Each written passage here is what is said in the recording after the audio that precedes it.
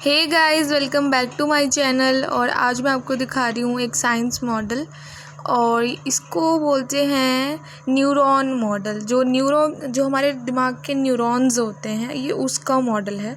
यहाँ पे हमने एक एक पार्ट को आइडेंटिफाई किया है, और जिस पार्ट के बटन को मैं टच करूँगी वो ग्लो कर रहा है इसमें, ताकि आपको ईज़िली हाईलाइट हो पाए कि मैं किस पार्ट के बारे में बात कर रही हूँ।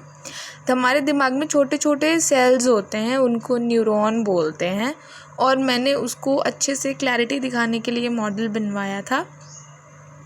जैसे ही मैं कोई भी बटन पे क्लिक करूँगी, आपको वही चीज़ हाईलाइट होती दिखेगी।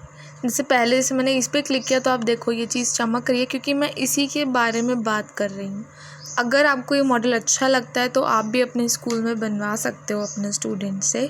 बाकी और भी बहुत सारे मॉडल्स मैंने अपने चैनल पे डाल दिए हैं, एक बार आप ज़रूर विज़िट करो और सब्सक्राइब रोशनी एजुकेशन। बाय।